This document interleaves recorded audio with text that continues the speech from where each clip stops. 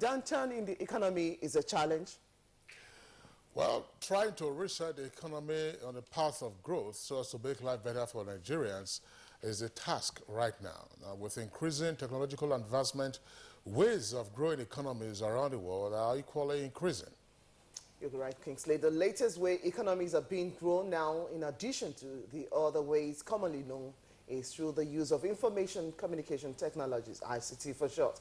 This new economy is referred to as the digital economy or the internet economy.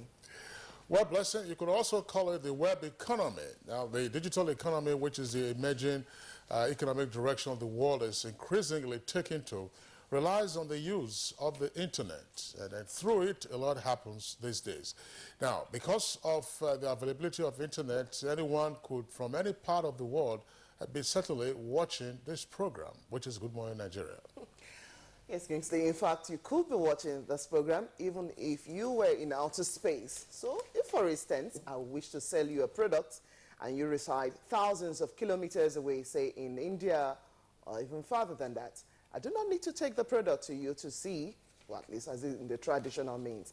In the comfort of your home, using the internet, you will see the product and decide what you wish to do with it.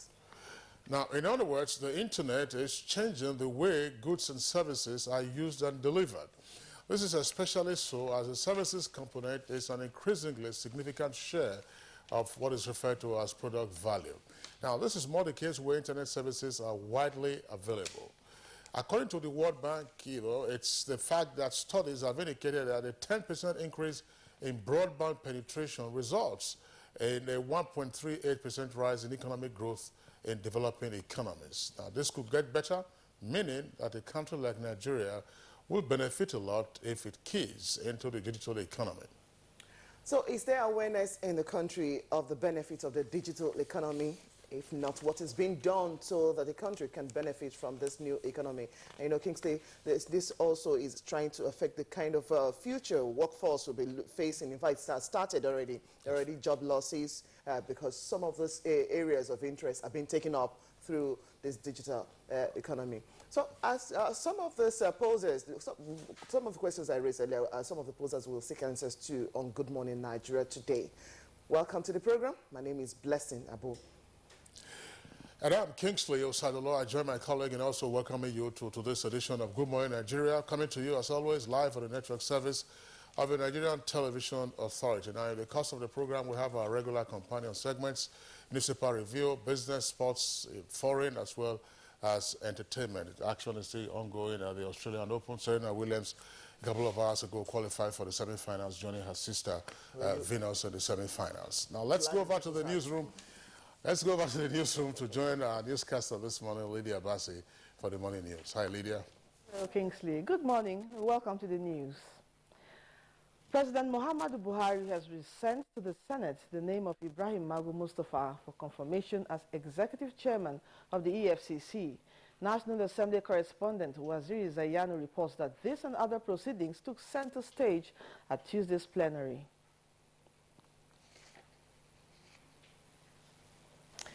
And a handbook on nationwide micro, small, and medium enterprises clinics for viable enterprises has been launched in Abuja. State House correspondent Jide Onifade says, initiated by the Office of the Vice President, the National MSME Clinics Handbook is aimed at proffering solutions to most of the problems being encountered by business operators in Nigeria. We are yet to tie into a major pillar of our economic recovery plan, which is to make it easier to do business in Nigeria. There's also an indication that we needed to do something to change the orientation of our various agencies. Instead of being merely revenue-generating agencies, the various agencies must see themselves as facilitators of business first. An agency of government that is meant to grant approvals for business. In the meantime, the House Ad Hoc Committee on Review of Petroleum Pump Price is seeking justification for 145 Naira price and for all Nigerians getting value for their money.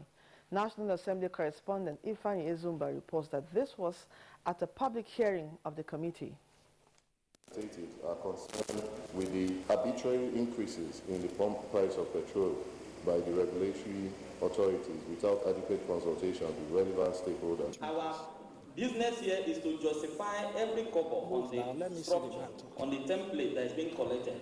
Whether, yes, Nigerians are getting value for their money. The Central Bank of Nigeria Monetary Policy Committee rose from its first meeting in 2017 to announce the retention of the benchmark lending rate, monetary policy rate MPR at 14% in order to sustain progress being made towards revamping the economy. Governor, Central Bank of Nigeria, Godwin Emefiele, who announced this at a media conference after a two-day meeting, says early passage of the 2017 budget and public-private partnership will remain key to economic growth. Oil pressures will begin to subside as non-oil output recovers and Naira exchange rate stabilizes. The MPC therefore lends its voice to efforts for an early finalization of the 2017 federal budget by the authorities concerned and the resolve to pursue a non-oil driven economy, as this will go a long way in stimulating aggregate demand and restoring confidence in the economy. Meanwhile, the multiplicity of requirements by agencies tasked with the responsibility of regulating and harnessing micro, small and medium enterprises have been identified as a bane of their underperformance in the country. Leah Khatum Babatunde, examining the renewed effort at promoting the participation of this critical sector of the economy, reports speakers at the event are saying the agencies are more fixated on raising revenue than enabling more investment in the economy, thereby limiting the potentials of that sector. With this, he says government is taking an initiative to transverse 12 locations across the nation in 12 months to take the gospel of the ease of doing business to the people, matching words with action to harness the hidden potentials in that sector, which is viewed globally as the engine room of development in any country. One of the first things that you've heard earlier from His Excellency, the Vice President, was that every SME he spoke to, they always had one challenge or the other with government agencies, and yet we are government. Once people see the benefit of incentives, then they understand that they do themselves a disservice when you remain at a micro level. You do not carry out training program right away. You must identify, you must carry out a TNA, a training needs assessment of an area. The Chief Judge of the FCT High Court, Justice Ishaq Bello, has warned telecommunications service providers to desist from turning the phones of their customers into billboards for unsolicited adverts. This was part of his judgment in a case that was brought against MTN for illegal deductions for unsolicited caller tunes. But it doesn't matter how much is awarded. What is important is that we have proved our case and they are put on injunction to restrain from further unlawful deductions. Most likely we would have to appeal it. Most likely we would appeal. Still on judiciary matters, the former National Security Advisor, Colonel Sambo Dasuki, has been rearranged before an FCT High Court. Judiciary correspondent Femi Okeowo explains that this is a first step towards consolidating his trial. In law, since the judge in Court 4 is just becoming aware of that, there has to be a rearrangement, and that was what took place today. So the charges are still the same. I apply to the court that his bail should not be granted as a matter of course because of the court does nothing in vain, and there is no point granting a bail that since is in detention. So, but the courts say otherwise and granted him bail. 218 families of soldiers injured or killed in action have been presented checks from insurance companies. Minister of Defense Mansour Dan Ali says the gesture is a policy geared towards sustaining the welfare of military personnel and their dependents. What we call personnel and the armed forces group life insurance. And this has nothing to do with the pension. It's a yearly event that an insurance company is taken to cater for the immediate family or next of kin. It depends on how many years of service. Ondo State Governor-elect Mr. Oluwarotimi Akeredolu has alerted the public about the activities of some unscrupulous persons soliciting for financial support and monetary contributions towards his inauguration on February 24th this year. In a statement, the Ondo State Governor-elect noted that highly placed Nigerians, both in the public and private sectors within and outside the country, are being contacted by these elements. Mr. Akeredolu described their conduct as a blatant lie, fraud, impersonation, and obtaining under false pretense. And the Director General NTA, Yakubu Ibn Mohammed, has tasked heads of finance and chief accountants of the Nigerian Television Authority to uphold the maxim of the accounting profession and work towards increasing internally generated revenue to accommodate the ever-increasing expenditure demand of the organization. The DG gave the charge at a meeting of the authority's heads of finance holding at the NTA headquarters, Abuja. Participants were also intimated on the huge financial demand of the digital switchover, DSO. The Director General of the NTA praised the participants for ensuring that the NTA is among the only 21 ministries, departments, and agencies of government that were able to fulfill their financial obligations. The meeting, which was convened by the Executive Director of Finance, Mr. Philip Ofebo, brought together NTA's accountants from across the nation. And that's the news for now. Blessing and Kingsley will be back after this break. Good morning. If you hear a bomb explosion or gunshots of an active shooter, that might be a terror attack. At such times, always remember 3 action words: run, hide, report. Don't try to run towards the terror scene to save the situation, because there might be a second bomb blast or another attack. Run far away and take cover. Make sure you are safe first. Yes, it is in our nature to sympathize over the hurt, but remember, only trained personnel can help in such situations. When in a secured environment, promptly call relevant authorities and help will come. For anonymous reporting, call 09630-3250-5 or 0813-2222-106. If you see something, say something. Nigeria unite against terrorism. This message is brought to you by the Federal Ministry of Information and Culture. NTA Properties Investment Company Limited, a subsidiary of the Nigerian Television Authority, specializes in creating comfort in all areas of life, such as real estate investments, that is, land, houses, and office spaces, mass leasing, savings and loan scheme, household items and car loans, and so much more. Other information and entertainment services include Property in Style, a TV program that airs on the network service of the NTA, and also Property Connect, a nationwide magazine. Our priority is to bridge poverty gaps and sustain quality welfare of our clients. Partner with us and watch us help you grow.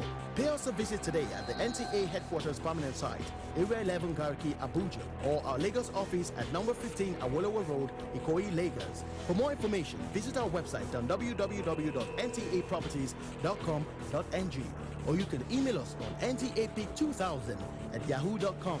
Call us on 080-2316-3474 or 080-6939-5185 or 070-3189-0555. NTA Properties Investment Company Limited, the much needed help at your doorstep. The federal government's social investment program has begun.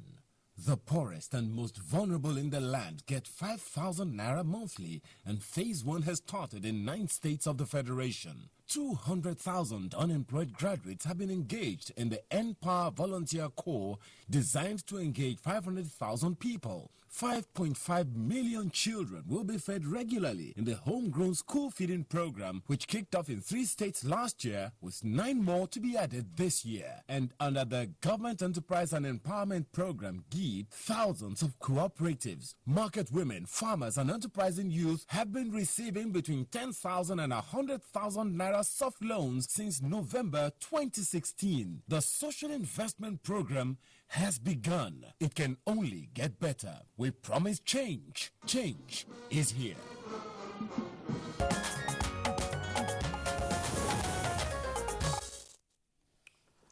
watching Good Morning Nigeria, and time now for our business report.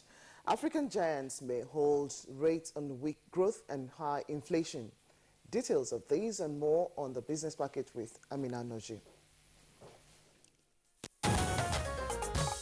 Nigeria's apex capital market regulator, Securities and Exchange Commission (SEC), and Nigeria's main anti-graft agency, the Economic and Financial Crimes Commission (EFCC), have signed an alliance to tackle the infractions at the capital market and protect investors. While the EFCC has severally participated in the capital market investigations in the past, SEC and EFCC have signed a memorandum of understanding that formally established the alliance between the two commissions. The MOU, which was signed at the EFCC office in the Federal Capital Territory, Abuja, will serve as the framework for future capacity building and mutual investigations by the commissions. The MOU is expected to promote the efficient investigation and conclusion of all cases reported by either of the institutions to each other, and to promote integrity, efficiency, and soundness of the Nigerian capital market and the economy in general. The central banks of Africa's two largest economies will probably leave borrowing costs unchanged on Tuesday after Nigeria's economy is expected to have contracted in 2016, and South Africa looks set to have had the lowest growth since 2009. Setting interest rates in both nations was complicated for most of 2016 by above-target inflation and poor economic performance. Low metal prices, weak global demands, and a drought probably caught expansion in South Africa to the lowest since 2009. The Nigerian economy may have shrunk by 1.5% because of low oil prices and fall in production, according to the International Monetary Fund. This would be the first full-year contraction in more than 2 decades, as government revenue was cut by half. South Africa's inflation quickened to a 10-month high of 6.8% in December as the cost of food surged. Price growth and the uncertainty of how U.S. President Donald Trump's policies will affect capital flows into emerging markets will be talking points at the nation's MPC meeting. China's Big Three Bitcoin exchange business are taking new steps to curb speculation and prevent volatility in the nascent digital currency market. The country's largest Bitcoin trading platforms by volume jointly revealed their intention to end their year-long practice of offering no-fee Bitcoin trades, introducing a 0.2% fixed rate fee on all buy and sell orders for Bitcoin and the alternative digital currency Litecoin beginning 24th January. The announcement is the latest that finds China's major Bitcoin trading platforms responding to apparent regulatory pressures from the People's Bank of China. Following Bitcoin's rise in all-time highs at the beginning of this year, the startups have faced new scrutiny from the central bank, which appears to have taken more active interest in their offerings. News came just days after all three exchanges ended margin trading, and talk soon followed that pricing changes would be forthcoming. And now some graphic details of activities on the floor of the Nigerian Stock Exchange.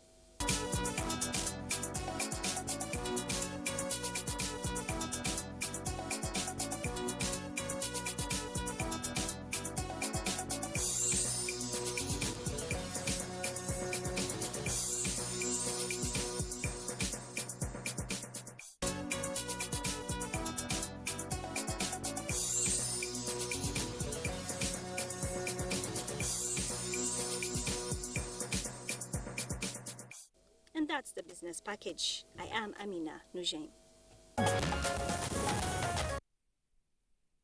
Thank you very much, Amina Nujain, for the business package. Next for us now is a look at the headlines in today's newspapers.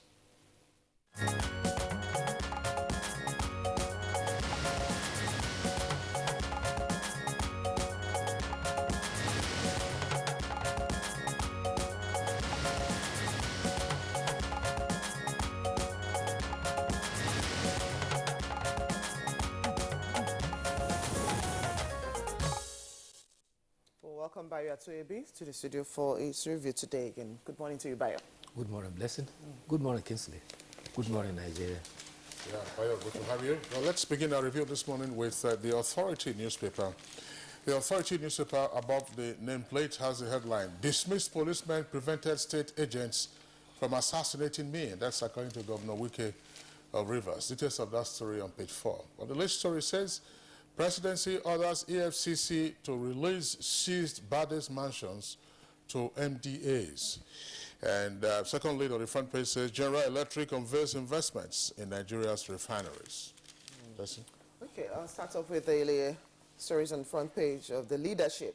Just below the nameplate, we have federal government receives 800,000 tons of fertilizer from Morocco and to sell at 5,000 naira per bag. We'll have the story starting right there, but continues on page 6. And just inset, there you have Central Bank of Nigeria, MPC, retains lending rate at 14% to avoid inflation. That story you find on page 27. Families of 218 deceased army officers get own shares of 2.1 billion naira insurance. That's what you find on page 12. And coming back to page 8, you find Barrow wants ECOWAS troops to remain in the Gambia for 6 months. Barrow, of course, is the president of Gambia. Needed for the leadership, 25 states to raise 1.49 trillion naira internally generated revenue in 2017. To write us to that story, Lagos, Rivers, Ogun, Oyo, Delta lead with highest projection. Yobe, Jigawa, Bauchi, Ebonyi, Niger, the lowest. Story trended on page 5. Again, President Muhammadu Buhari, Senate disagree on Magu's confirmation. That is the story below the photograph. With a writer, why SGF won't be sacked. This is coming from the press, or statement presented to the president. Starts right there, but continues on page 5. Bio. Yes, let's start with last story you reviewed about why the presidency will not sack the SGF. This followed the plenary at the Senate yesterday. President Muhammadu Buhari had cleared Ibrahim Magu and has actually represented his nomination for confirmation at the Senate. In the letter, the president had indicated that he took note of the Senate resolution on the security report.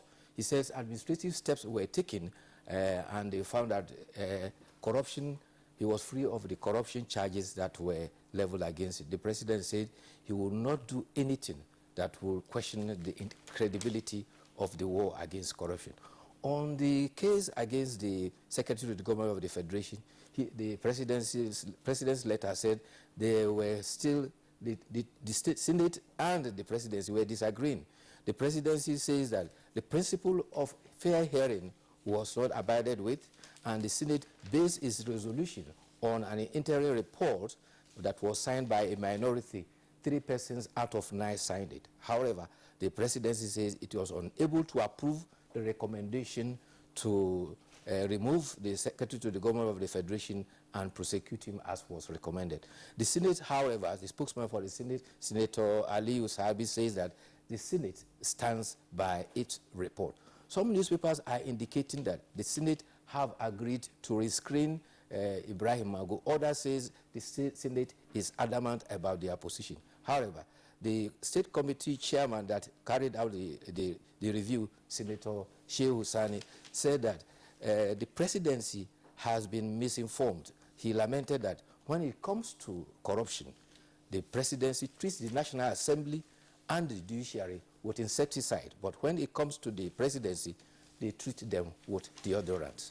Talking about security reports, the governor of Rivers State has said that the 6 policemen who were his aide that were dismissed, it was because they refused to carry out plot to assassinate him. However, it may be recalled that the 6 policemen were indicted and dismissed from service for flouting the guidelines provided by the Inspector General of Police for the election, rerun election in Rivers State. Meanwhile, the report about the kidnapping of students and staff of Nigeria Turkish International College has come to an end. Again, there are conflicting reports. The Nation reports that only the 3 students were released and handed over to their parents about 8:45 p.m. of that day. However, the Punch also report that all the 8 victims were released. It may be recalled that they were kidnapped on 13th of January. Again, the conflict here is that the police say that they were rescued. Another report indicates that they were dropped behind the school. Also, the controversy is that police say they do not subscribe to the idea of paying ransom. And therefore, as far as the police is concerned, no ransom was paid. Some newspapers are reporting that ransom were paid by the parents of the pupils. But the good news is that the students and their staff are now being rescued. Oh, that's one of the stories on the front page of the New Telegraph, just below the photograph right there. New Telegraph, Turkish school abducted students, officials freed after parents, AIG, CP slept at police college. That story is on page 8 there. Okay, two other stories. Just above the nameplate for the New Telegraph, the story I took on from the leadership earlier, talking about the business stories.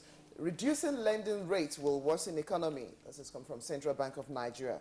MPC retains NPR at 14%. Another writer, Emefiele, my critics, playing to the gallery. The final story, starting there, but continues on page 4. Presidency, Senator at war, that was already what you had analyzed there, Bayo, but still looking at that. Two writers, Buhari, Mago, SGF, not corrupt. And from the senator, you didn't address corruption issues raised by DSS.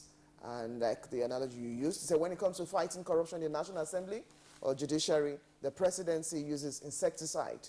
But when it comes to fighting corruption within the presidency, they use deodorants. Kingsley. All right. Well, there are headlines on the front pages of Daily Trust as well as Blueprint. I just wanted Bayo, to probably elaborate on the release of the Nigerian Turkish college or school, who have been released. But it appears now that kidnapping is right here with us to stay. Yes. Because it's almost become routine. So that's this latest set of victims are through with their ordeal. I'm sure in a couple of weeks you'll see another round of kidnapping. It's happened in Ikorodu. It's happened in different parts of the country. No, don't go too far. It's a new normal. Yes, don't go too far. Soon after these were kidnapped, 2 farmers were also kidnapped in the same Lagos State area. Yes. So it's been going on. But the worrying thing is this. Most often than not, victims' relations are under pressure. And sometimes they do succumb to paying ransom without the notice of the police. Some of them also allege that they are advising their own interest to pay ransom to secure the release of their persons. But the official policy of the Nigerian police is no ransom should be paid to criminals. That's fine. That's fair enough. I mean, they have always said that, and then the families are the ones who will bear the brunt. Normally, occasionally, we have also heard reports of the arrest of some of the masterminds of the kidnapping. But can't we have preemptive actions taken by the security and intelligence agencies? That's the point. Because otherwise, any group of kidnappers could connive to say, okay, that's the next target we are going to. You go there, it makes headlines.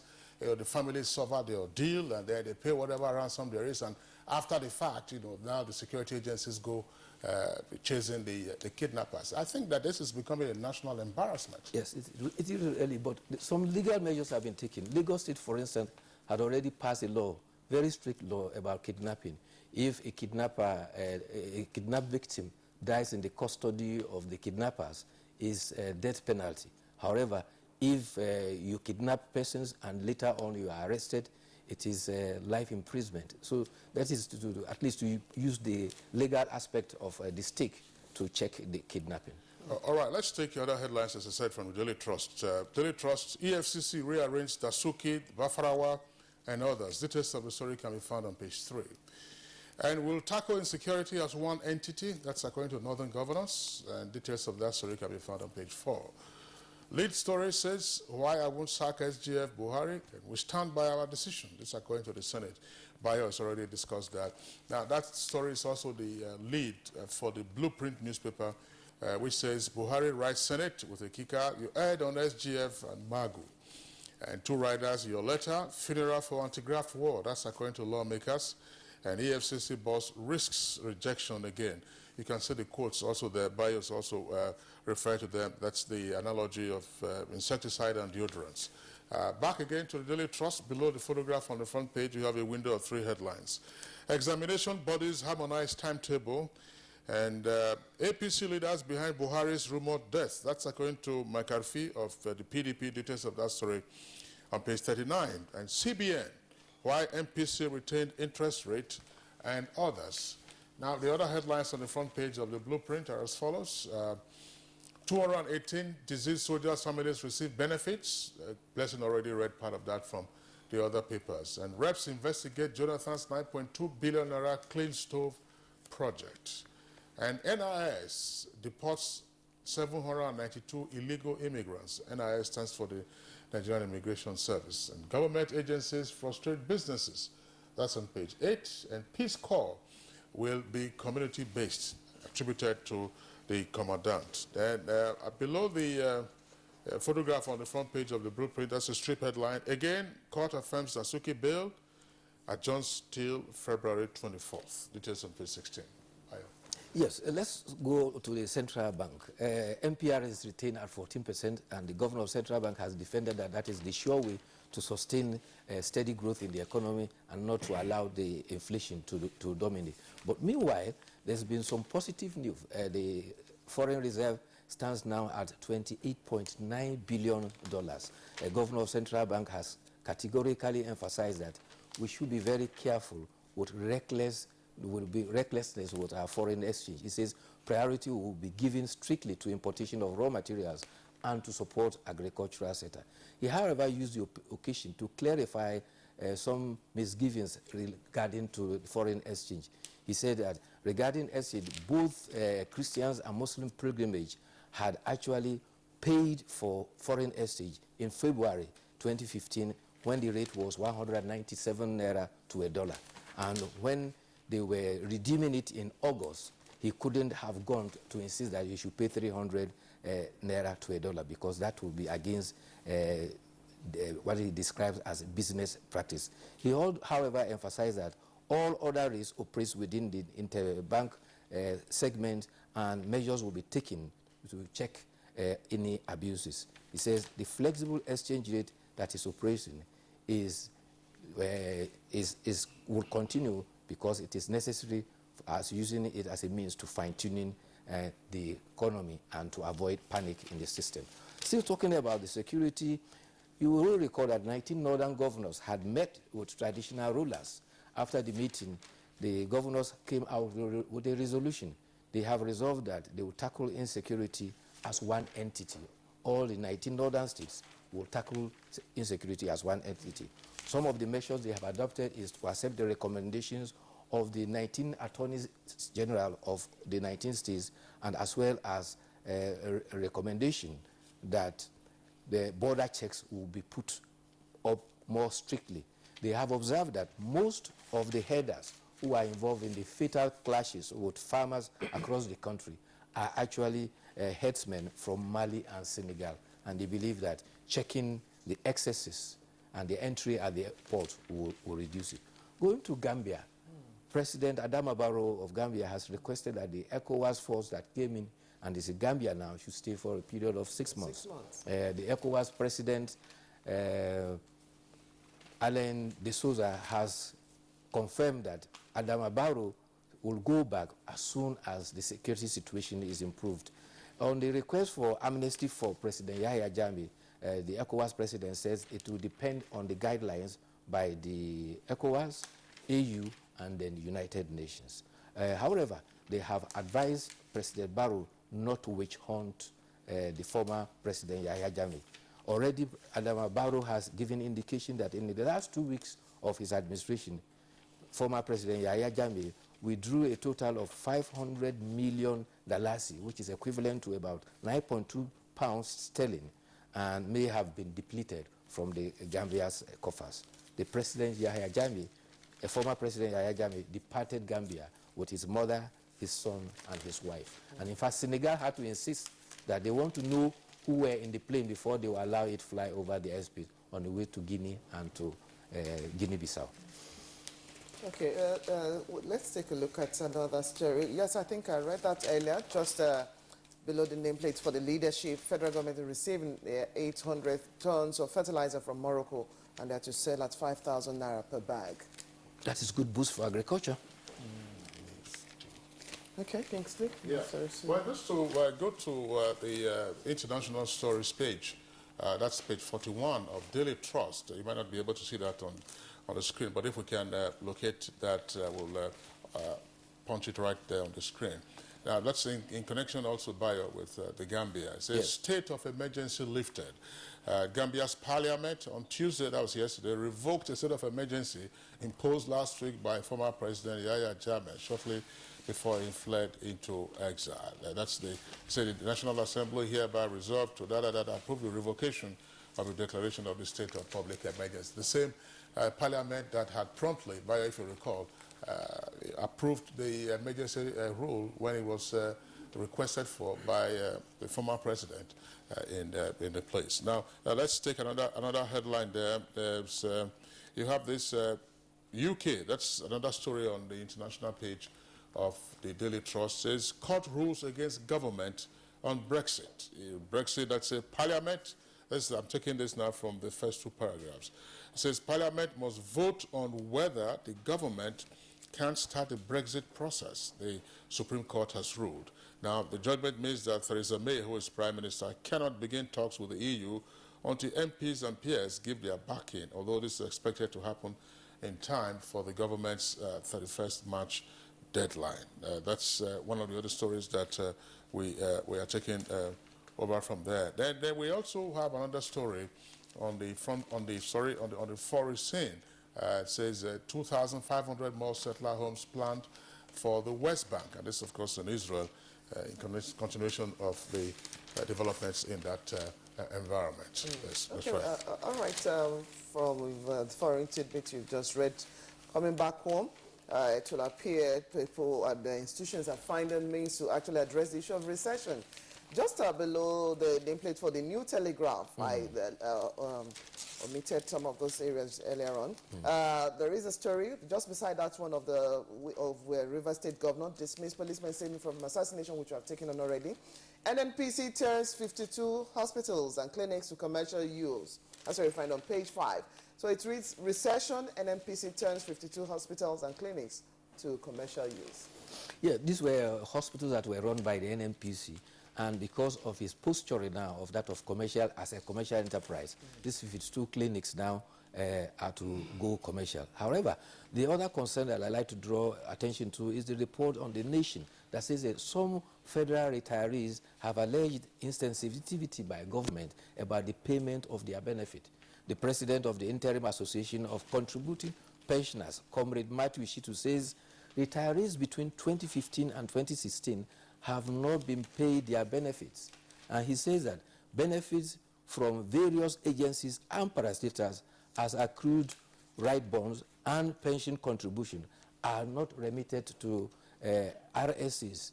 Therefore, it's becoming difficult for the pension fund administrator to pay the requirement of the bond contribution and the entitlement for the person. So for the period of 2015 and 2016, many of them have not paid. And he said they are very happy that PENCOM is considering investing pension fund in viable ventures. However, the priority should not be the investment, but rather to ensure that pensioners are paid their due entitlements. All right, Bayo. All right, that's the much that we can take, Bayo. I was wondering, there's a story, it's a strange story according to the Daily Trust, and it's on page 21, one of two stories there.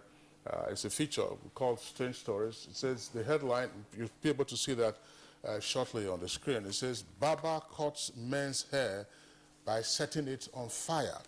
And it says the maverick barber pours flammable powder and liquid on his customer's head. He then holds up a lighter which proceeds to set his client's hair ablaze. Other barbers in India have used candles to burn their customers' hair into style. Now that's taking place in India.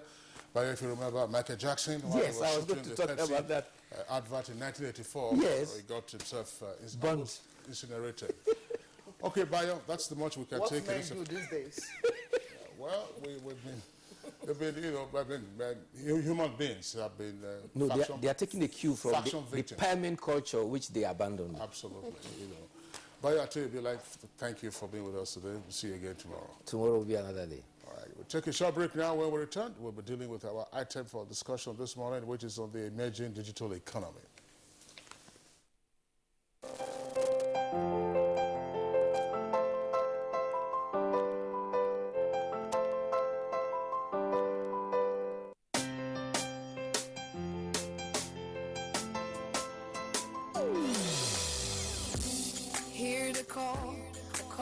change. Stand up, Nigeria. Change is here and it's going to stay. Change begins with you. Oh yeah, make we go.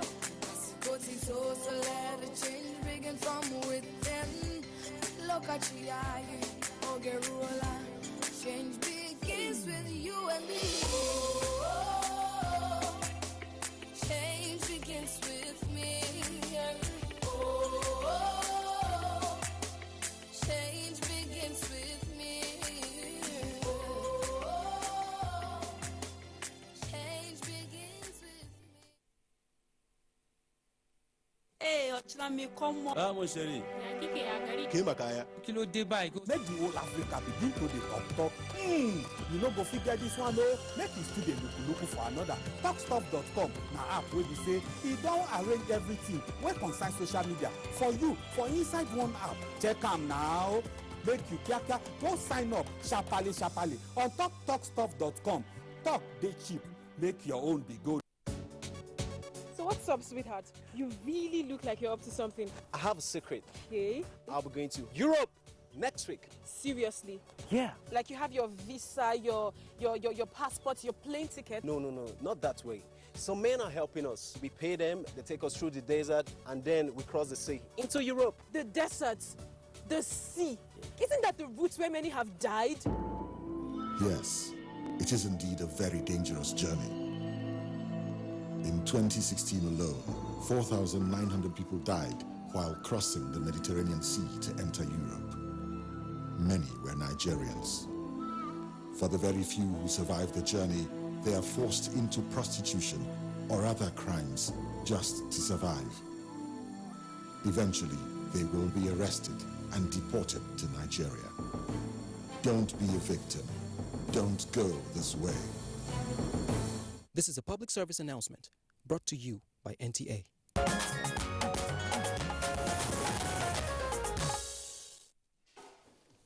The program is Good Morning Nigeria. You're watching it live on the network service of the Nigerian Television Authority, NTA.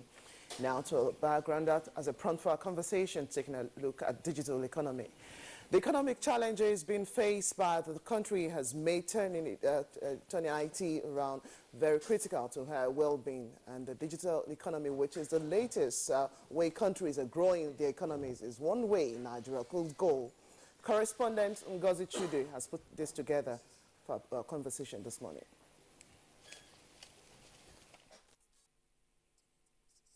Is one phenomenon that has globally transformed the society with creative innovations that have ultimately enhanced development.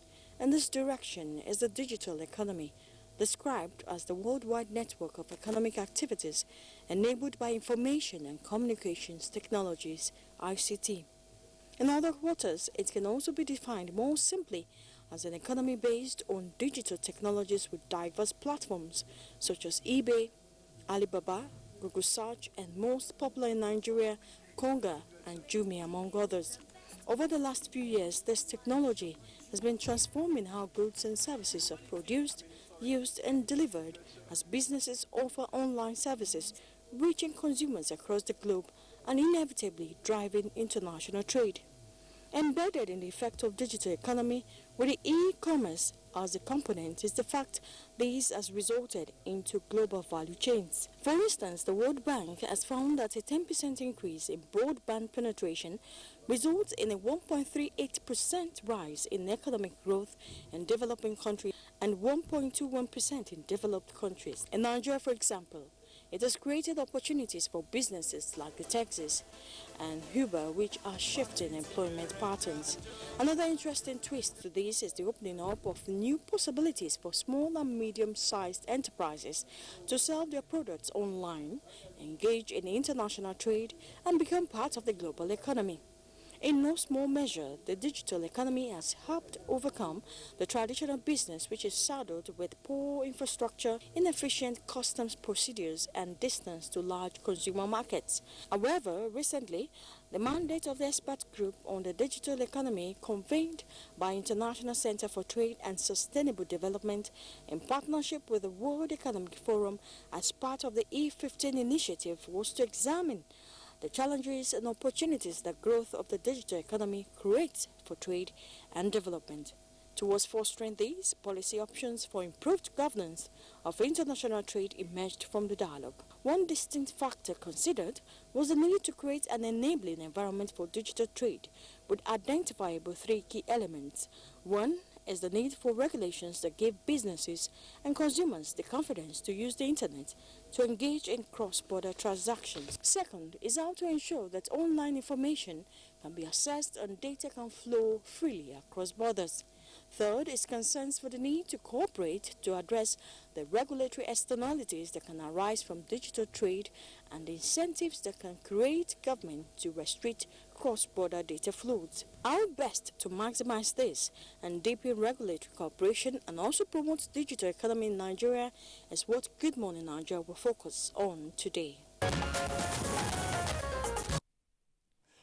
All right, Ngozi Chude, thank you very much there for that background report. Now we have guests with us here in the Abuja studios to elaborate on the issues with regard to the emerging digital economy. First, we'd like to welcome at this time a fairly familiar guest of Good Morning Nigeria, Mr. Abdul Hakim Jijola.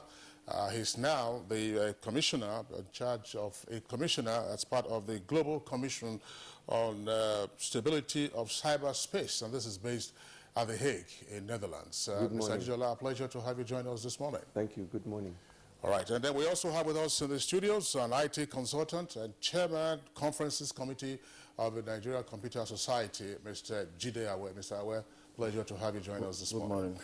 Good morning. And also with us is Mr. Taufik Babayeju, who is managing director of iCentral. A pleasure to have you join us. Good morning. That's right. Blessed. All right, gentlemen, welcome. Let's start off with you, Abdul Hakim Jijola. Yes, digital economy is the way the world is turning around things, and as part of the fourth industrial revolution. What exactly? Let's start by putting things in perspective. This is not a very new term to most of you in the ICT world, but it could be new to somebody we're trying to reach in some parts of Nigeria this morning. What exactly are we talking about when we say digital economy?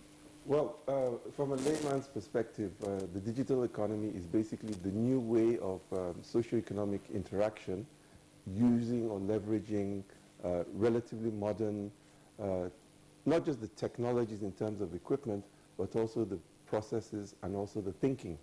One of the challenges I think we're going to have is that we do have to change our mindset, how we look at things, our paradigms. So it's much more than just simply the technology to drive a new era of hopefully economic integration and prosperity, but it's actually how we do things, how we do business. Very importantly, how we manage our careers, how we manage our homes, how we manage our society. So it's part of the evolution of the digital society that we are aspiring for. All right, what are the key features of the digital economy, as Mr. Jijola has just said? Mr. Jide, well, let's get your take on this. Okay, I think the key features of digital economy are that, first of all, it is based on digital technologies.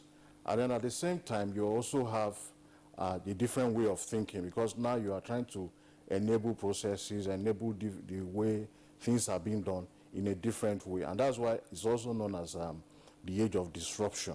So you change the way things are being done now because you are now thinking of doing things more innovatively with the power of technology.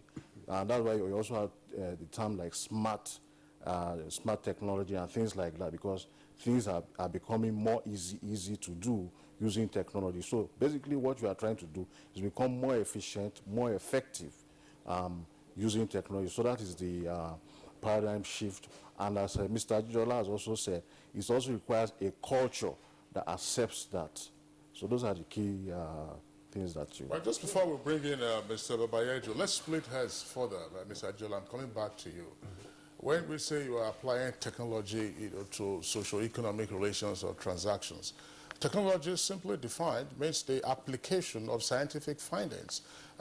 Technology has therefore been applied over the years, over the decades, if not centuries. So what's the big deal now about the digital economy? Well, because it's based on what you call the digital systems, computer systems, basically, electronic systems. So previous, what we'd call innovations, may have been much more analog-based, much more machinery, industrial-based.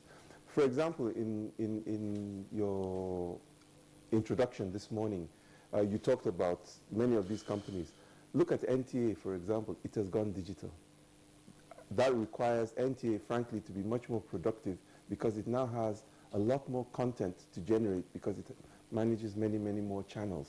So there are also a lot of high-level efficiency issues that come into play.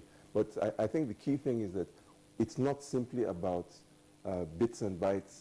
There are also issues of trust, and this is where the cybersecurity aspect comes in. If you do not trust the technology, if you do not trust the procedures, if you do not trust the people you're dealing with, no economy will work. Okay, thank you very much, Mr. Babayejo. Let's get your take on this. Well, digital technology, digital economy for me puts the power in the hands of the ordinary people. It breaks down all the divides when it comes to trades. That means an ordinary person can sit down in the comfort of his home and transact business with the rest of the world. The economy of the world is going digital and is going very global. And all the divides are being broken, and it makes doing business very easy for people. But of course, like Mr. Ajula said, we need to be very careful about the security of transactions. Nigeria is not left behind because we're catching up with the digital economy as well. It may interest you to know that when we rebased in 2014 or 2013, the economy of the whole of Nigeria, the GDP is about 510. That's the worth of Alphabet, the Google parent company. So it tells you the way companies are going. It brings the opportunities to an ordinary company to go very global and grow very big. Before now, if you have a company, the first thing you think about is, how do I get a big office? Now, the idea is, how do I get on the internet? Because with the internet, anybody can transact business with you from all over the world. So it puts the power in the hands of the ordinary Nigerians, most especially the youths. They are doing businesses online now. So if you have a product, even if you cannot afford the website, you can list your product on Jumia, Konga, with their virtual shops. So it's a way of doing business and creating. It's called the new phase of ease of business. That is a digital economy. Okay, still with you. We're now being informed that digital economy is not part of the economy. It is the economy itself. And looking at the environment that we have today, I could at least reel off the number of smartphones that we have in the country, but actually making use of those things properly is one area that we still need to contend with. Okay, for instance, let's take the fact that a whole lot of this technology have come in, but how much of it are we latching onto in Nigeria from whatever parts, whether at the government level or even at the ordinary individual level? Let's take a look at that. Well, I think Nigerians are catching up with the digital economy pretty fast. We do not have the desired infrastructure, but it may interest you to know that when Zuckerberg came to this country, he didn't come straight to the presidency. He went straight to Yaba because he knows the market. There's a hub of innovation. I think government has done a little bit in the terms of the policy around technology, but we need a lot of innovation. We need more of innovation policy because if Facebook could invest about $24 million in Andela, then it shows you the opportunity that the Nigerian ecosystem can attract outside Nigeria. So a lot of people are selling their products using their mobile phones without even owning a shop. So it tells you the potential that exists within that sector. And like you said in your introduction, it's the fourth industrial revolution. We've moved from the first in the 18th century to the second in the 19th century and the third in 20th century. So where we are right now is Internet of Things, man and machine doing more of man's job, and us staying behind and making sure that we take advantage of the opportunity. All right, thank you very much. Mr. Jide, Mr. Jide, I would like you to speak further to what you aptly described as the age of disruption that the digital economy represents. Now, what is the extent of the disruption that we are likely to see? Disruption to socio-economic transactions and relations, that's on the one hand. And second point, are we building castles in the air? Because if you were to reduce this to our local environment, and then you ask yourself the dichotomy between the rural and urban areas, are we speaking the language of the rural areas when we're talking about a digital economy? Yeah, let me start with the social. I mean, already you can see with the social networks that people are going on all the social networks, and a lot of news information is on the social networks. People are interacting. I give you an example. One of the ways in which my old boys set has been able to keep in touch has been through the social network. If there was no social network, so there is a way in which it cuts off the physical relationships, but at the same time, it's also enabling some relationships that would not have been present if not for this internet and social network. So it works in both ways, but we must be very careful as well to make sure that we don't turn ourselves into robots that are always on our phones, and we ignore the physical need for proximity as well. So that is one issue. Then the other issue you mentioned about the rural areas. I agree with you that access is better in the urban areas. And so what that means is that the rural areas have that challenge of being able to tap into the benefits. And like he mentioned earlier, there's a need for policies. There are already policies in place, but we need to make sure those policies are being implemented effectively so that rural areas, because a lot of people are in rural areas, you have farmers. You want our farming to be smarter. We want our young people to stay in the rural areas to stop this rural-urban migration.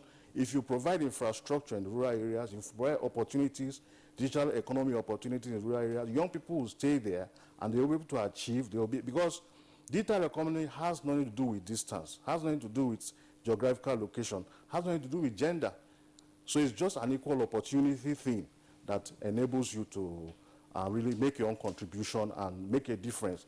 Also, the government is trying to focus on diversifying the economy, job creation. It offers that opportunity.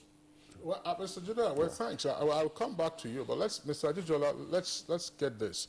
What are the conditions precedent to an effective enunciation of a digital economy? In other words, what must you have to be able to participate in the emerging economy? Thank you very much. Actually, this is the foundations are actually a great concern to many of us. One of the outtakes from the recent Davos conference was actually a very, very profound message to African leaders. And that message basically said, to stay in power, you have to provide power. And I think we all agree that this is one of the banes of our existence in this country right now. Having said that, again, this is part of where the paradigm shift in thinking must come in. For example, with power, most of the supports for the digital economy, in many cases at the user end, can actually use relatively low power consumption items. Somebody mentioned phones and tablets earlier. These things actually can be powered by green energy, solar, wind, off-grid type of systems. The second area that I think is of great concern is the area of currency. There is definitely an evolution in the world towards cryptocurrencies, as exemplified by Bitcoin. However, it is extremely worrisome that in Nigeria we are seeing a lot of movement to try and encourage people to get into Bitcoin. And I think my advice, as the Yorubas would say, suru, we have to take it a little more easy because at this point in time, first and foremost, these currencies are not yet fully tried and tested. The world has actually not zeroed down on one particular kind of cryptocurrency. And very importantly, even our regulator, the CBN, does not actually approve of their use. So I would really, really caution those watching today. It's not that you shouldn't be interested in cryptocurrencies. It's not that you shouldn't find out more. Indeed, you should. But investing in them at this point in time, I believe is a little premature. And actually, I would also use this opportunity to encourage places like the CB and the regulators to get ahead of the curve, to move, to give us some leadership, to tell us which direction do we see ourselves going in the next 5 to 10 years. So there are some foundational challenges. But at the end of the day, I really want to go back to the democratization, as was mentioned earlier, of business, of processes. We also have to bear in mind, an example was given of Uber earlier in the presentation. The interesting thing is that, yes, Uber is the largest taxi company in the world, but they do not own a single taxi. So the whole methods and models have to be re-engineered and re-looked at. I believe, as Mr. Awe has said, if you have the right kind of infrastructure in rural areas, indeed, people like you and I in the cities would probably move to the rural areas and have a better quality of life if we could transact our businesses and conduct our socio-economic lives in a profitable manner from anywhere. So I think there are great opportunities, and there are some great lessons also to learn. All right, we'll come back to Mr. Awa. Let's take a look at the future of the workforce. We already talked about so many areas. This is still a process we're undergoing. I'm sorry to interject. Okay. Before we proceed to the future, while still dealing with the requirements, enabling requirements now for the proper functioning of the emerging digital economy, I would like Mr. Taufik Babayeju to also respond to this. What is the place of literacy in the digital economy? And how, on the basis of our current literacy rates, especially in the rural areas, again, I emphasize that, can we bridge that gap so as not to exacerbate issues relating to inclusiveness in economic growth and development? So we need to put it in proper context. Technical literacy or knowledge literacy. For technical literacy, I think Nigerians are catching up. We're churning out developers that are, honing their skills and honing their head high in the world. However, there is a disconnect between what the market wants. I mean, we have the schools that are teaching us IT or computer science, but our people are not technically literate. So when you get people from the universities, because it's a knowledge-driven economy, that is where we're moving to right now. So we need to connect the schools with the right skill sets so that we're not just teaching theory, so that people can get the requisite knowledge that is required to power this digital revolution that is coming up. But for an average Nigerian, using a mobile phone has not been a problem. The same way we always catch up with new technologies. People are using the mobile phone very well, the tablets, the technology products. But how effective are we using it? That's another challenge. And how profitable are we using it? Now, take for example, in China, they don't have Facebook. They don't have Google. They banned them because they realize the size of their economy and they know what Google can make from their own economy. So also, we shouldn't just take technology hook, line, and sinker. The ongoing recession has also shown us that our appetite for foreign goods are not sustainable. And it's not just things that we wear, the things that we consume, but even the technology that we consume. So we're paying, all the banks are hooked on to some softwares, financial technology softwares, but how many of them are local? The Google, the Facebook, everything that we're using, do we have local alternatives for that? So we need to also, bring our people up to speed with the right knowledge and skills required to power this digital revolution that is going on right now.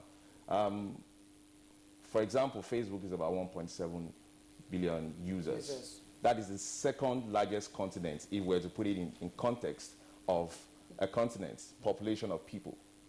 It will have been larger if they have inroads into places like China. So we need to also own our own economy by making sure that we equip our people, the young people that are very energetic, because 50% of our population is youth. So how do we, educate them properly. It's different going to school and having the right skill sets. We as entrepreneurs, we're coping seriously with the dearth of real knowledge from people that call themselves technology, graduates. So we need to actually make sure that what we teach people in school, and this problem has been there since 90s, since forever. Because I got out of secondary school in the early 90s, and I was having my holiday job in National Oil, and people came from universities, and I was teaching them how to use computers. And they were already studying computer science. They never saw a computer. So we need to link knowledge with skills, because what is going to drive the next generation of economy is knowledge. Now we're talking about the American election being hacked. That is cyber war going on. So the war now, the warfare now is not just physical, it is knowledge. Yeah, Mr. Babayeju, thanks a lot. But I would like Mr. Judiciary to respond specifically to the aspects that I raised. Because we're talking about now, say, listen, this is an emerging digital economy, and of course, from the way things go, sometimes if there's overemphasis on one aspect, one part of the economy could grow further than the other, faster than the other. One part of the country could also grow faster than the other. And I'm saying that part of the underlying principle for driving growth and development in the country today, that's Nigeria, is inclusiveness. And one of the conditions has been said precedent to a digital economy is literacy, whether it's technical literacy or the ability to read and write in the first instance. Now, we see the gap between the urban and the rural area. So what therefore needs to be done in order not to exacerbate the dichotomy between urban and rural areas once we are on a fast track to the digital economy? Okay, what needs to be done is to be aware of the divides in society. We are talking of the urban-rural divide. We can even look at the rich and poor divide, because access to technology also has to do with your financial resources in a certain extent. Even you can look at the gender divide as well. So what you need to do is to be aware of these divides and put policies in place, because there is no way you can actually have a real digital economy that is not if it is not inclusive. Because what makes it really a digital economy is that everybody, both the literate and the illiterate person, should be able to tap into it and use it to perform their duties, whether the person is a trader in the market, whether the person is a school teacher, and whatever. In terms of literacy itself, you need to really have a policy that will look at how you can empower people to tap into digital tools, even if they are illiterate. And that requires innovation, because that's the beauty about what digital economy offers. Young people are developing applications, they are developing different types of tools that can actually say, okay, this is the problem right now, this is the way we are doing things right now, how can we do things the different way? I give you the example of schools. There are so many children that are out of school now that should be in schools. Are we going to build physical classrooms? We can't build physical classrooms. So there has to be some new way of thinking that is saying, okay, this technology infrastructure is available to us, how can we use it? Through maybe creating e-learning applications that can enable people who are even far away to tap into the advantages that learning gives you. So the policies need to be there. The way you think also has to change, because definitely, as you said, some people are going to be affected negatively. You are talking about Uber. What Uber is doing is that it's actually going to drive out the people that are using traditional taxis eventually. Because you see, digital economy is saying we are doing things smarter. We are doing things more innovatively. I remember there was a time you go to Nitel to make telephone calls. International telephone calls. They will ask you to go to the cubicle. Yes. You can't do that again. I mean, you are not going to be competitive. Your country will not be competitive. The economy will not be competitive. So, but you must take care of people that will be affected. And what you have to do is to make sure that people can be transferred into areas that are more knowledge intensive. They can build their skills. They can get this awareness and, also be part of the digital revolution. But, Mr. how much of this awareness is being given out? Oh, well, like you chair a committee of Nigerian Computer Society. Yes. Let's take a look at a body like yours alongside other technology, these bodies across the nation. How much are we pushing? to actually get people on. It's we can't just see it fold in our hands. The new technology we even have with us is already getting outdated in some parts of the world, and we're still looking at how to bridge the gap. We have to be deliberate measures. Already, you know, Nigerian Computer Society, we have certain programs.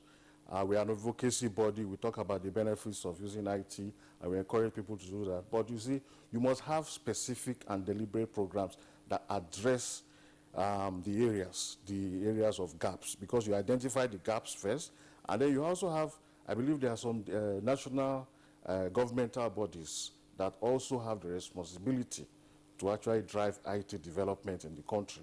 So it's a question of focusing on priorities. I agree that a lot of people are still left behind, and in fact, if we look at most of the growth that we are seeing so far, is basically organic, but we cannot rely on organic growth. We have to be deliberate in identifying where the gaps are, and then, you know, measure as well what is the situation today, what's going to be the situation next week. All right, Ajijola, can we have your take on some of these issues? Yes, I think you've actually raised an extremely important foundational issue. I believe digital literacy is sine qua non to any kind of progress, and therefore standards have to be set and ways of delivering the service. However, before going too far, we have to also understand, what do we mean by literacy? Literacy definitely does not mean that you can read or write in English. If that were the case, the Chinese would be illiterate, the Arabs would be illiterate, the Indians would be illiterate. And we all know that these three groups of people are actually quite advanced in their use of these technologies. One of the key challenges I find is that we are not making enough effort to actually adapt technology to people. We still have this mentality that people must adapt to technology. I'll give you a very good example. When you go to the ATM, how many languages does your typical ATM speak?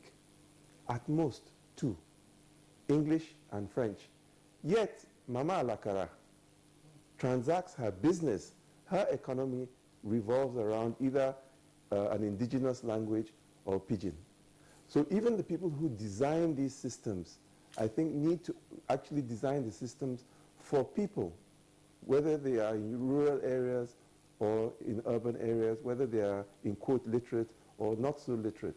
When you have a community that has a high degree of, in quote, illiteracy, defined as read and write, I think, as you had done earlier, then you now have to look at how do you use graphics, pictures, to convey information.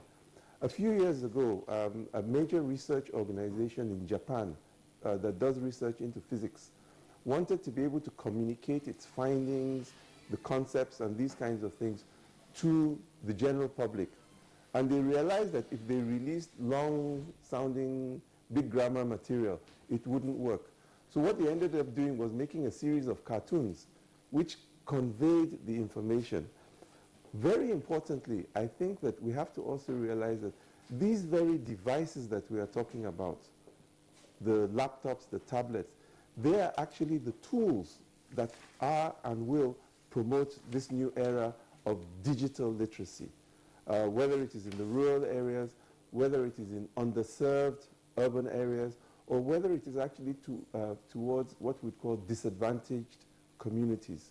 So I think at the end of the day, the same digital tools that we're talking about, are actually the ones that will deliver the solution to those marginalized and underserved communities. All right, Mr. Ajijola, thank you very much again to indicate now that reactions are already pouring in from our viewers who have taken advantage of the Twitter handle. Suleiman Sanusi says the world of digital ICT, it's of the world of ICT is of various categories, and to think of subscribing deep into it by developing countries is suicidal. Anyway, I'm from Festus Akimboiwa. It's not only economy that has gone digital, the world is now digital. The federal government of Nigeria must invest and encourage massive investment in broadband. And then Sani Michael Amarko J, who's our regular contributor, says internet has made business transactions so easy that business worth millions of naira can be done from the bedroom.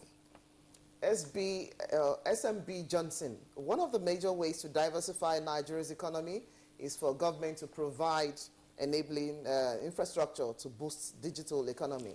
And Otega, stable power supply will help if really Nigeria wants to meet up with the digital economy. And from Festus again, Nigerians can only benefit from digital economy when consumers are empowered and everyone has access to broadband wherever they live. Okay, those are the viewer reactions that we are taking in the meantime. I would like Mr. Judah and then the other guests to also speak to this matter. In terms of our national orientation, assuming we have one to the emerging digital economy, what exactly are we looking at? Do we have a philosophy that governs our participation in the emerging digital economy? I ask this question because of the following. Yes, it is so easy now for you to go online and access these traders. You know, you say you want to buy a pair of shoes, you want to buy something, you order it and then it's delivered to you. There are concerns though about whether or not the actual specifications are delivered to you. But have we asked ourselves the question, how are those shoes made? Who makes those shoes? If I can sit down in the comfort of my room and, you know, assuming I'm a lace person and I order several bales of lace, do I ask myself whether those lace materials I'm ordering are coming from the factories that have been closed in Kaduna or coming from elsewhere around the world? Yeah, that is the digital economy has advantages and it also has challenges. And so you see, you have to, like Mr. Jola mentioned earlier, the element of trust has to be there. In fact, how you build your reputation in digital economy is trust. There's a risk involved. It gives you a lot of convenience, a lot of benefit, but we are very much aware that there are also a lot of threats. So education is very important when you are using social media, when you are using internet for business transactions. Right now, I believe that there is a Cyber Crime Act that is supposed to, try to protect people from danger while using the internet and things like that.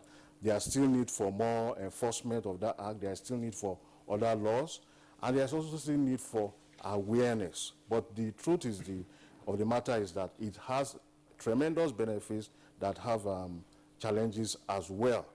And the best way to really take advantage is that while you are exploiting it, be aware of all those and use your common sense approach as well. For example, every day, yesterday, I still received mail purporting to come from my bank telling me that I had to change my my ATM.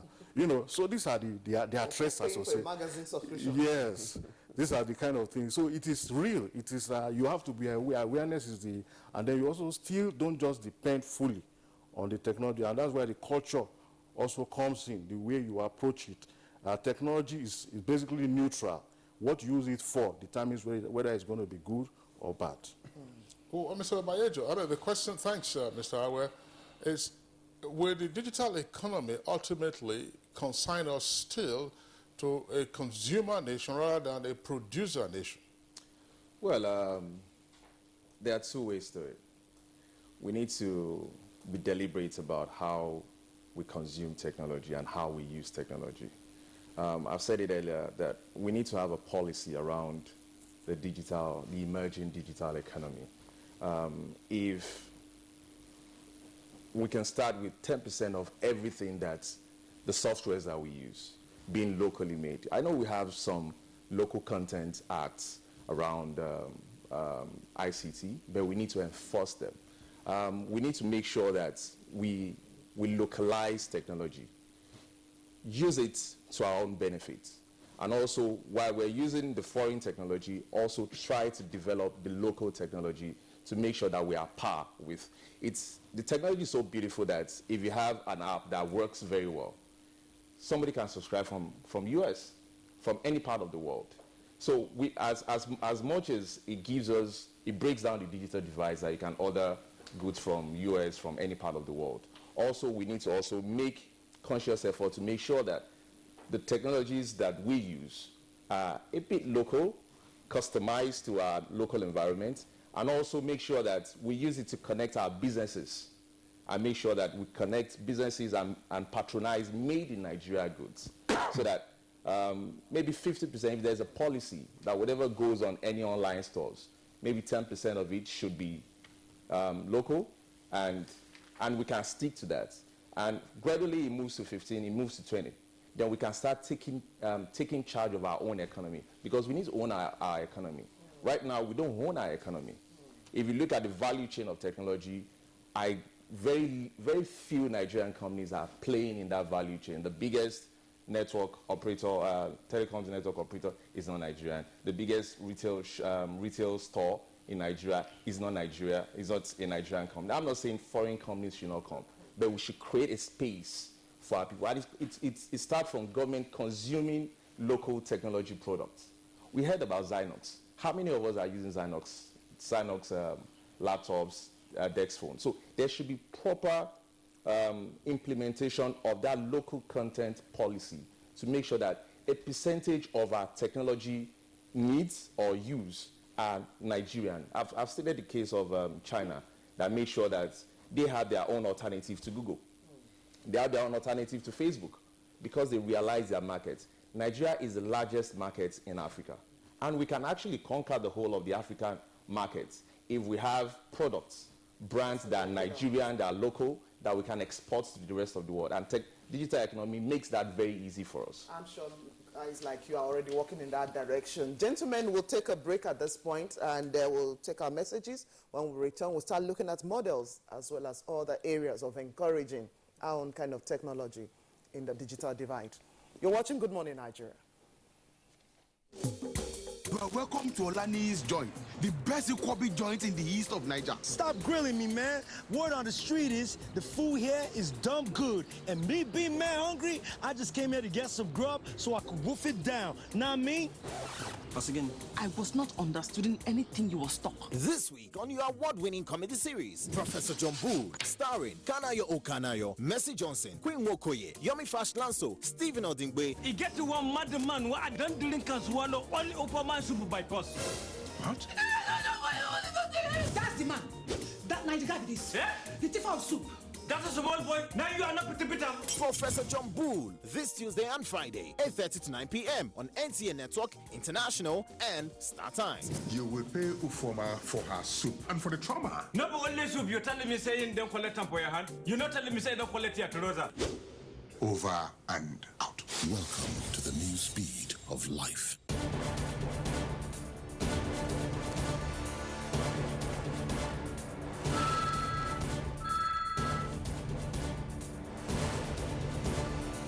Okay, sir. You may now go in for your interview. Thank you. Ah, my shoe.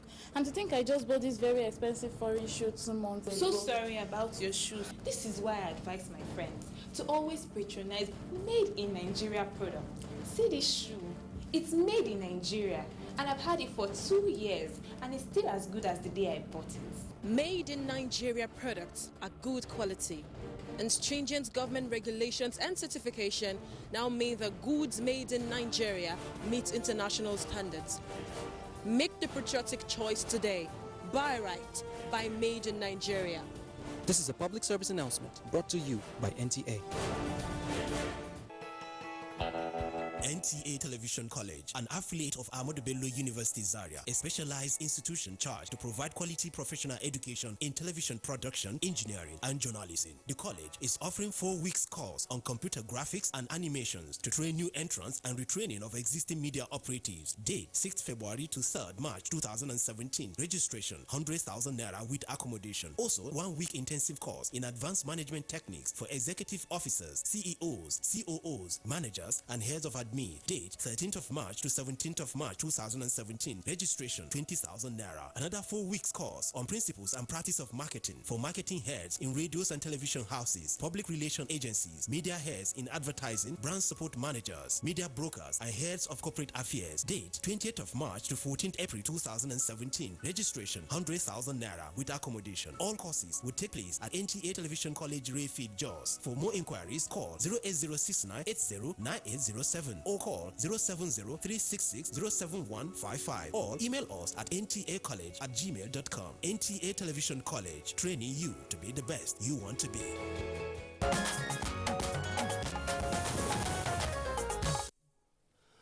right, you're welcome back. But if you just joined us, it's Good Morning Nigeria, and we are reaching you live on the network service of the Nigerian Television Authority. We're still discussing the emerging digital economy and Nigeria's place in it. Now, my question next goes to Mr. Ajijola. Mr. Ajijola, of course, we've talked about a number of issues, conditions precedent to effective participation in digital economy, particularly literacy, infrastructure, and so on and so forth. But again, just a moment ago, Mr. Babayeju was talking about how we can ensure that in fully participating in the digital economy on a global scale, we are not then bound to the consumption segment. Rather, we should also be productive. What would you like to see as we travel on this road to a digital economy?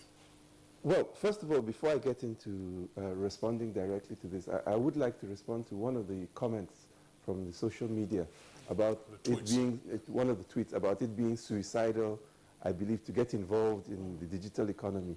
I would argue the contrary, that actually it is suicidal not to get involved, because that is the way of the world. It's like saying you are not going to be able to use a biro. I mean, in this day and age, if you can't read or write, it's very, very difficult for you. So if you're not digitally literate in this day and age, whether you are a farmer in Kebbi, or whether you are a public servant in Abuja, or a businessman in Aba, I think you need to get a high degree of digital literacy. But I'd also like to start from when you said, you raised the issue of the philosophy. I do think that, I don't know if philosophy is the right word here, but I do think that we do have certain innate traits as Nigerians that give us literally native advantage. For example, we are actually quite independent-minded. We are very flexible. Very importantly, we're entrepreneurial in our thinking. We know how to hustle. So I think that we shouldn't sell ourselves short. But as a consumer, really, whether we're Nigerians or Americans or Australians, do we really, really care where the product or service comes from? What we want is a cost-effective product or service. So if you want to produce your product or service or goods locally, then you have to be globally competitive. For our viewers out there, one of the things I would really like you to understand, when you take a look at your children, they must understand, you must help them to understand that a child in a high school in Abuja is not competing with a child in a high school in Akwanga. That your child in school in Abuja or wherever you are is competing with a child in Hong Kong. So we must become globally competitive. Having said that, there are some innate natural advantages we have. You spoke about lace. Let us talk about onions. If the trader in Wuse Market can leverage this technology, if the platform can be created by the private sector, not by government, but if the platform can be created where that trader in Wuse Market can order his consignment of onions from Kebbi or his rice from Bidda, then you begin to see the local economy grow. This is where we have to kickstart things. But I do really want to also caution, it's not for government to do. It is for the private sector, because government does not have some of the requisite thinking on this. Yes, government can create, in quotes, the enabling environment. How does it do this? It gives tax incentives to what it wants to encourage.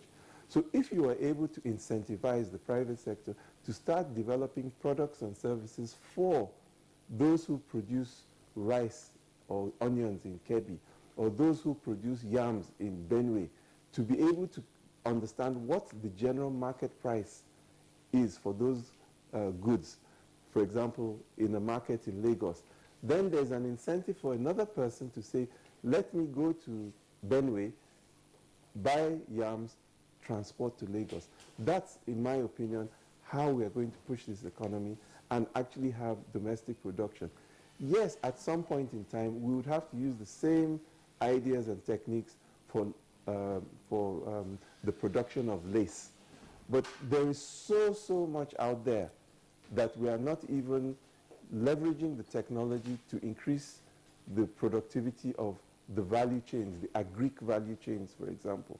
So I think there's so much opportunity yes, we may be importing a lot of things, but given the realities of exchange rate, given the realities of our earning potential, we are going to be forced. But the question is, can those of us in the private sector come up with those products and services that would now provide solutions to a greater portion of the population, not just the elites in Abuja, Lagos, or Ibadan, or Kano? All right.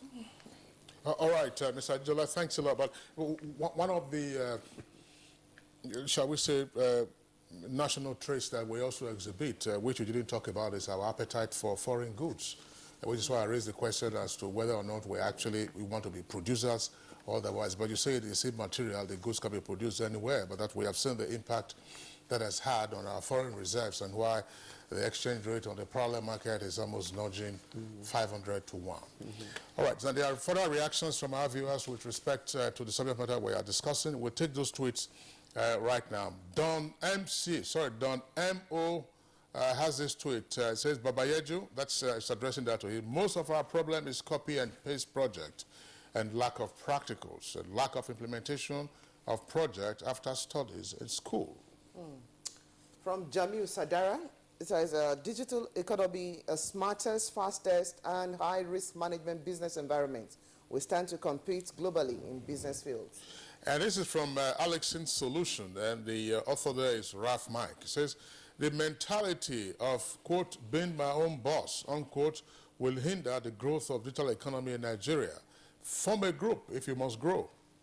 SMB Johnson again says, accentuating digital economy in Nigeria is a major way of creating economic opportunities and engaging the teeming youth.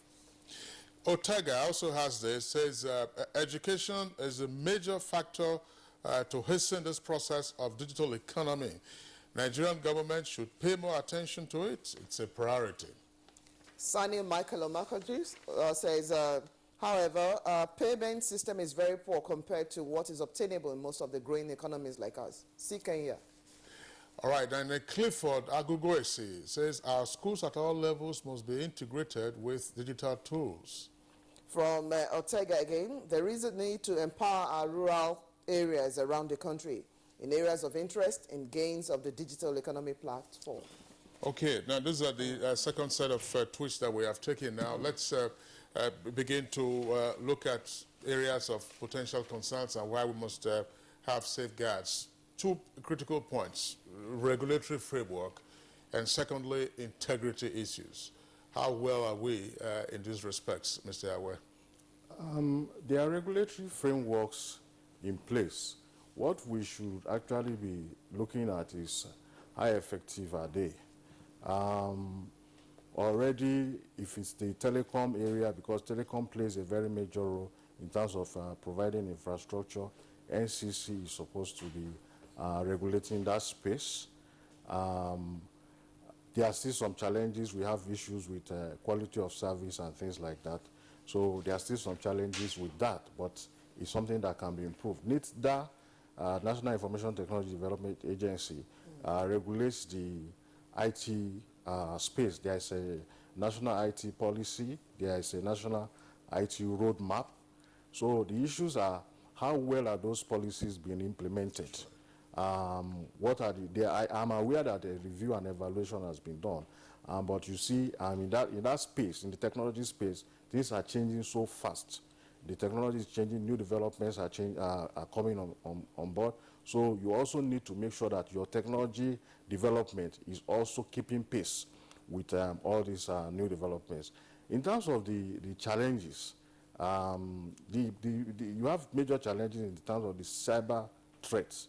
Again, I know that there is a cyber crime regulatory advisory body that was set up last year, involving a lot of government agencies. One of the challenges I see with that agency is that they need to incorporate the private sector. Like Mr. Ajola has said, the main driver of the digital economy is going to be the private sector. Governance, yes, digital economy also involves governance because you want e-government, you want the governance structures to be more efficient and smarter, and you want people to actually feel the benefits of governance through their mobile phones, through their computers. But you also want to make sure that they put policies in place so that, you know, they also take care of issues that have to do with security threats, cyber security, cyber crime, and essentially the people on the field, the young people, because we are saying we want young people to want local content. It is not government that is not going to provide the local content. It's not government that is going to provide the new products and services. They are private sector people. So if you are implementing policies, if you are doing regulation, you must make sure there's a sufficient stakeholder input, stakeholder participation. And for us, I'm an executive of Nigerian Computer Society. We have always been calling for multi-stakeholder involvement in developing policies, in implementing policies, because you actually get the people who are the real actors. And like one of the tweets that came in, talked about not being practical. One of the ways of being practical is the people on the field, who are actually the people doing the jobs, should be involved in the implementation. All right, Mr. Thank you very much. Back to Mr. Ajijola. Well, let's share some of the benefits from the experience at the Netherlands. What other barriers do you foresee in a thriving digital economy for Nigeria? Earlier on, you made mention of the issue at the World Economic Forum, and they have actually looked at cultivating a shared and trusted digital environment to help move society forward.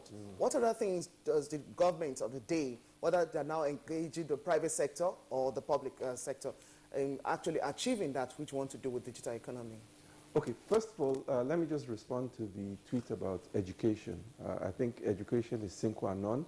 The person who tweeted it is very correct, and I think all of us have to understand that it's about education, education, education. Now, to contextualize what you're talking about, there was a project that we worked on some years ago with the Computer Emergency Response Team of Japan. And from a conceptual point of view, you should look at the internet as a river. And the challenge you have, and this is a cybersecurity challenge, if you contaminate the river upstream, if you introduce bugs and viruses and flaws upstream, whether it is in your product, whether it is introduced by hackers, whatever it is, what happens is that those bugs and flaws manifest themselves downstream. So it is like our rivers and streams in our villages.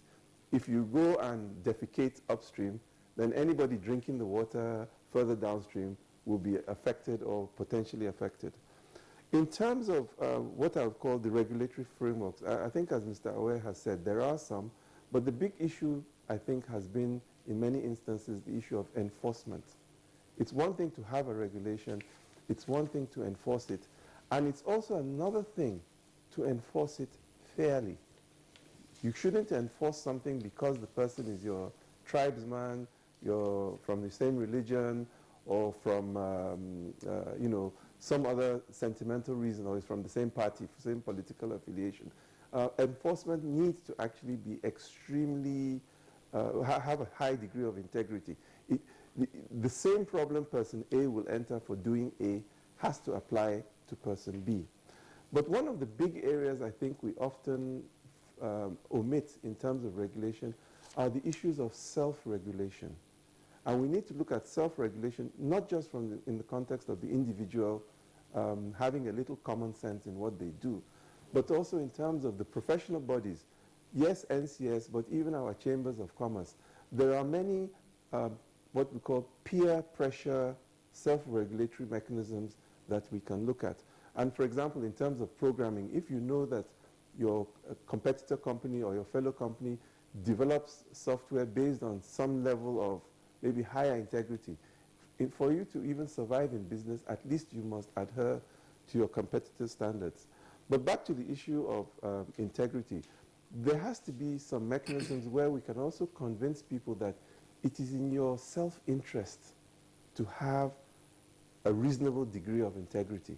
Because at the end of the day, if you do not have that integrity, whether it is in the analog world or the digital world, you will limit the level of progress you can make.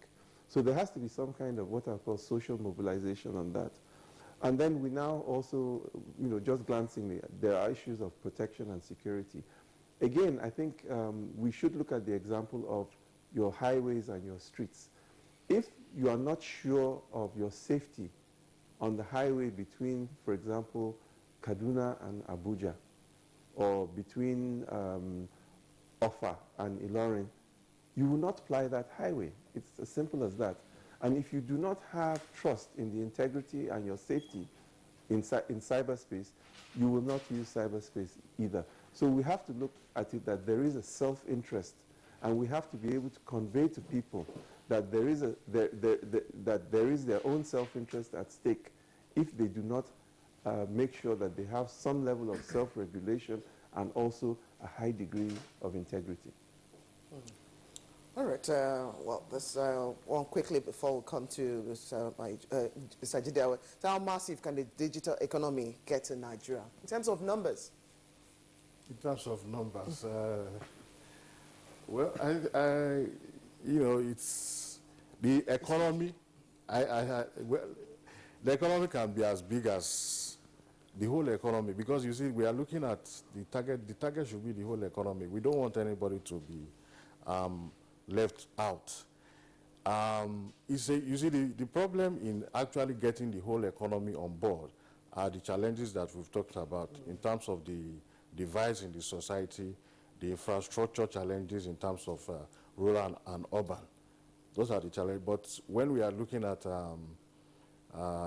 getting everybody, the whole economy involved, that should be our target. We don't want a situation in which this aligns also with the SDGs, the social and the sustainable development goals. Because at the end of the day, if you say that you want to get your development to be sustainable, you must use smart tools. You cannot compete in the global economy, in the global world, if your people cannot create jobs. Your people are still, the goal one of the SDGs is poverty, ending extreme poverty. If your people do not have the smart tools to end extreme poverty. So you know, I don't think I can give you a number. Okay. But all right, Mr. Babayeju, of course, it will be difficult to actually achieve this in the near future. Already, jobs have been lost. I was going to ask that earlier about the future of the workforce and what it takes to actually grow, especially the small businesses that most of us have in the country as we try to pull together an economy that is waiting to be diversified. Well, again, the future of everything is digital. Also, the future of jobs is also digital in nature. If out of 5-10 billion naira worth of our GDP, services contributed about 50%, and out of that, ICT contributed 10% and growing to 11%. It shows you the potential of what we can achieve in that area. If, you know, 1 out of 2 youth, which makes about 50% of Nigerian population, is either underemployed or unemployed, it shows you the number of workforce that we have to unleash into the digital economy. So people are going to lose the traditional jobs, but the digital jobs are there for people to take. And we need to position ourselves with the right knowledge, skill sets, to make sure that our youth take advantage of this emerging economy. It's the best thing that can ever happen to us. Somebody said we shouldn't, it's suicidal going in there. It's even suicidal not even considering it in the first place. But we just need to create the enabling environment. The job of government is not to create jobs. It's the public sector, sorry, it's the private people that are supposed to create jobs. And it's in everyone's to create the jobs. So, and the future that we desire is not going to come from government, it's going to come from us. All we just need from government is make power available. Thousands of jobs, millions of jobs are going to be created. And the future of job is digital in nature. The future of cash, of money, is not cash. It's also going digital. So we just need to take advantage of digital economy, that's all. Okay, yeah, digital economy, where part of what we've not been able to also discuss this morning is the place of artificial intelligence in the workplace, which will all conduce to a digital economy where you're having socio-economic transactions. Mr. Taufik Babayeju, CEO in Central, I would like to thank you for being part of our discussion this morning. Thank you very much. Also, would like to thank Mr. Jide Aware, who is an IT consultant and chairman, Conferences Committee of the Nigerian Computer Society. Thank you, sir. Thank you for being here today. And of course, our own Abdul Hakim Ajijola, our regular analyst on Good Morning Nigeria, commissioner, that's a member of the Global Commission on the Stability of Cyberspace, based at The Hague, in the Netherlands. Mr. Thank you very Shola, much. always a delight having you on Good Morning Nigeria. Thank you. All right, now that does it for our discussion segment. On to sports now. We have action continuing in the Nigeria Professional Football League. That's today, as well as, of course, stories coming out of the Australian Open in Melbourne. Let's